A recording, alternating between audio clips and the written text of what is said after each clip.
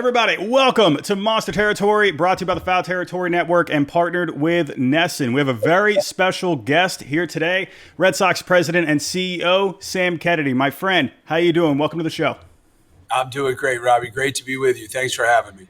Absolutely. And I got to say, first off, congratulations on the rebrand of the Salem Red Sox to the Ridgeyacks. Amazing name, by the way.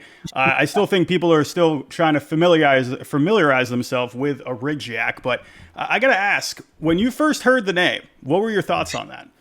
Well, I figured it was close to the Yard Goats. I remember when they first came out with that, we all sort of looked at it a little cross-eyed, but it's got to have connectivity down there in the Roanoke Valley and in the Salem area. So, listen, they're the lifeblood of our franchise. All of our minor league affiliates are. So anything we can do to support them, get guys coming through there like Roman and Marcelo and back in the day, Andrew and Mookie and Jackie. So it really is the lifeblood of our franchise, and we're excited for them to launch this rebrand.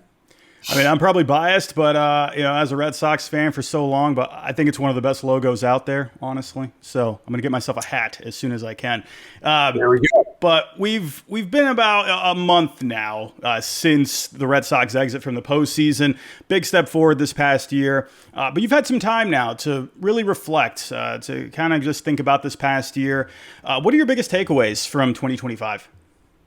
Well, it was a incredible postseason on so many levels. The World Series was extraordinary, and I think all of us sort of got into the series, even though we were out of it. The numbers around the country were extraordinary. Obviously, all of Canada, so it just fueled that hunger to get back there and to take that next step in October next year. So it's hard to watch once you're eliminated, but it does fuel you for the next season. It was a great season in a lot of ways. It was a difficult season in a lot of ways in 2025, but we did get back to the postseason, and hopefully it's something to build on as we go forward into 2026.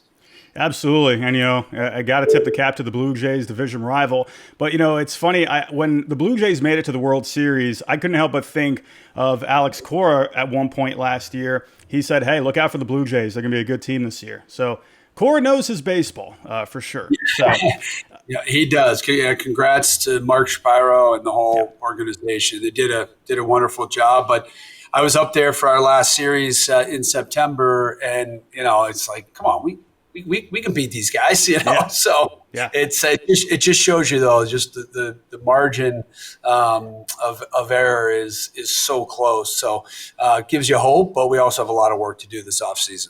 Absolutely. And we'll get into that. Before I do, I'm always curious to ask anyone in baseball this question. Since the beginning of your Red Sox tenure, it's been a while now. Do you remember any off-season moves that you remember fondly, whether they were a free agent signing or a trade? Does anything come to mind to you? Well, so many. I go way back to 2002. So I'd have to say one of the more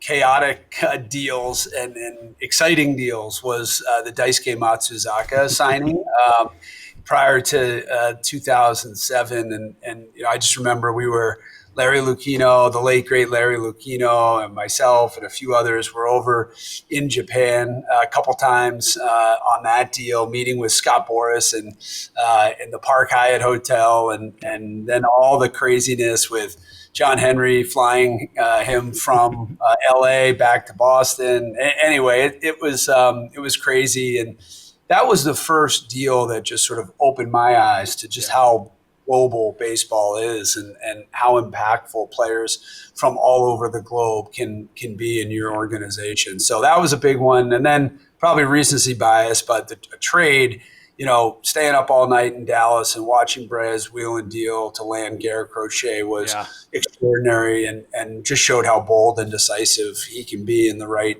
circumstance. So in Boston and New England, we really do have two seasons, and the hot stove season is in so many ways almost as exciting as the regular season, just because our fans are anticipating, what's going to happen next year. So looking forward to it. Absolutely. And I'm glad you said the Dice K one because that was going to be my follow up. That was probably the one time I can think of where I stared at a computer screen for hours on end. I don't remember if it was the dial up era still or right after it, but I don't remember. I was refreshing the Boston Globe, Boston Herald, anywhere I could find any kind of news on that. And I'm sorry to say this, it's a bit embarrassing, but I was one of the people that were following the flights, unfortunately.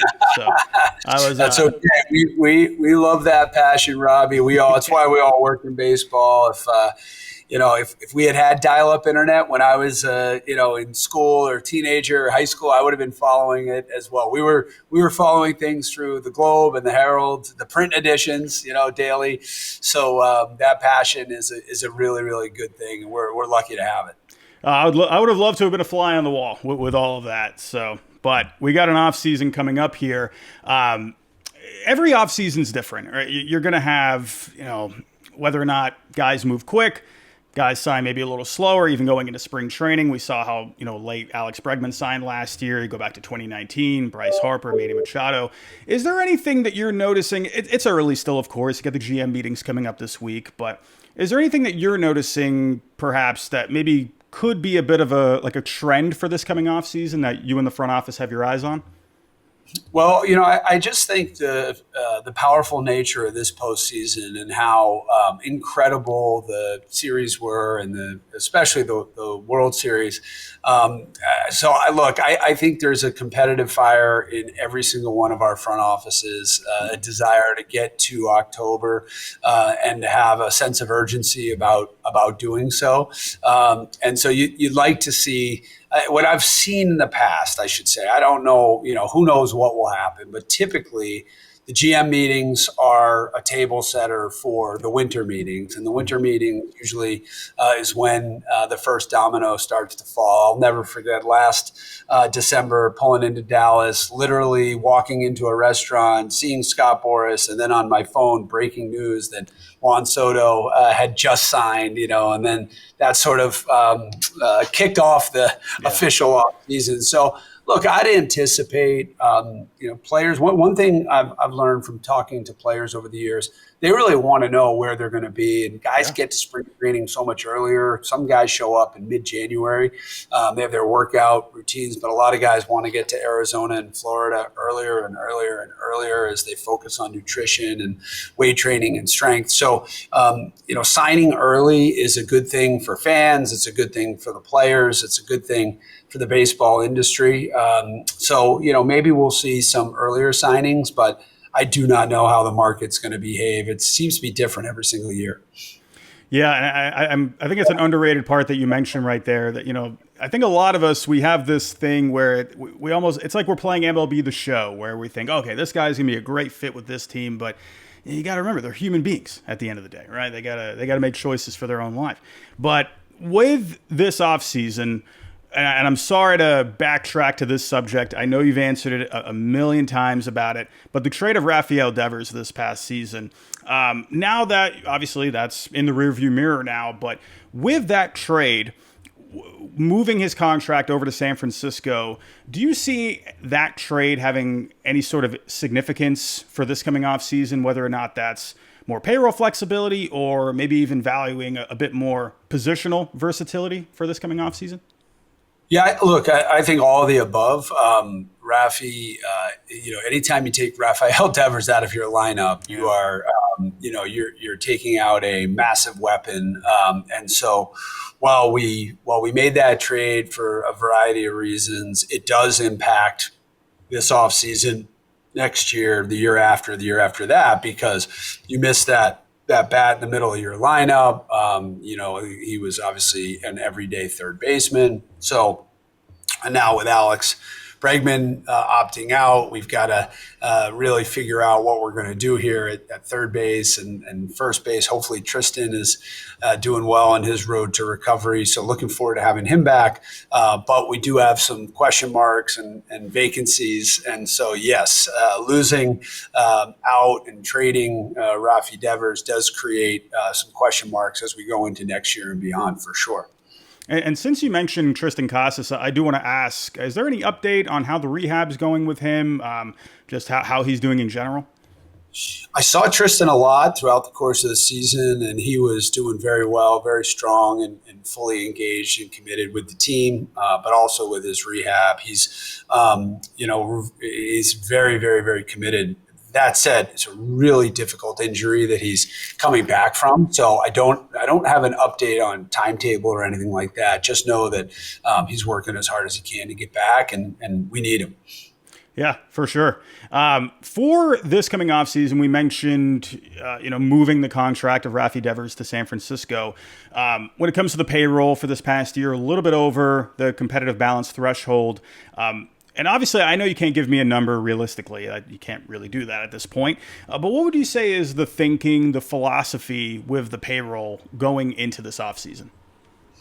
Well, the goal I can talk about sort of the plan, the strategic plan for the Red Sox offseason, and that is to make sure we do everything in our power to take that next step forward in terms of the baseball project. We're building an amazing baseball organization here, led by Craig Breslow.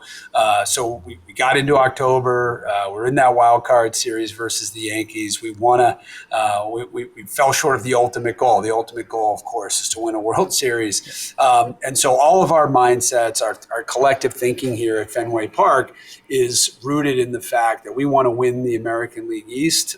It's much better to have that little break after the season and get that bye. And so now that said, we're in a very, very tough division. But if we can take that next step forward into October and have a team that's built to compete for the American League East and then go as far as we possibly can, that's the mindset. And, we had 30 plus sellouts at Fenway Park. The ballpark was rocking. The Red Sox were quote unquote back last year. We've got amazing young players, best fan base in baseball. So all the elements and ingredients are there. We just have to fill some of the holes that we've started to identify here. For sure. And you just mentioned in the division, in the AL East, very strong division. I would even imagine the Orioles are going to find a way to get themselves back into the mix next year. But, with the Blue Jays getting to the World Series, do you think that maybe puts a little bit more, maybe lights a bit more, even more of a fire under the front office to, try and be aggressive for this coming off season? Well, I don't think we need much motivation or fire. I mean, you saw the aggressive action last year, whether it was Bregman, Crochet, Chapman, deal that flies under the radar, signing up Narvi or making a deal for Narvi. We've got a group here that's very, very competitive. Yeah. And so we have that desire to go for the deals that we think make the most sense. Mm-hmm. That said, we've seen how well our minor league guys who have graduated into the major leagues have done, and we have to keep one eye on that as well. When the Red Sox are at their best, you've got young homegrown players doing their thing, complemented with the right free agent signings. And I think we're in a position where it's an exciting era for Red Sox fans as we go forward these next couple of years. Absolutely. And now that the Red Sox have firmly planted the flag of being back in this competitive window here, there are some needs for going into this offseason. Craig has said on record, needle-moving pitching, more production at first base, second base, both offensively and defensively. What would you say is the front office's thinking in addressing those needs?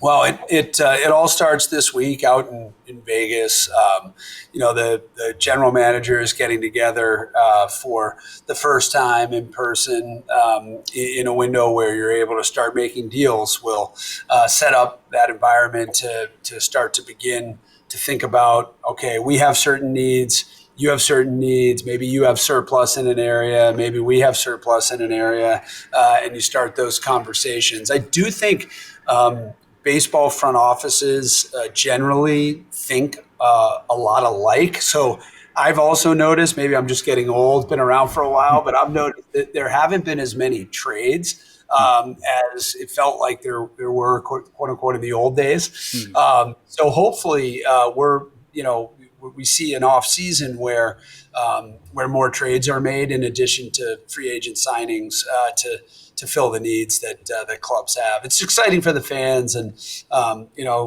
obviously again recency bias, but we use that as a weapon to acquire Garrett Crochet, and we saw what he did for us this year. So exciting to think about what might be possible as we get into the off season here.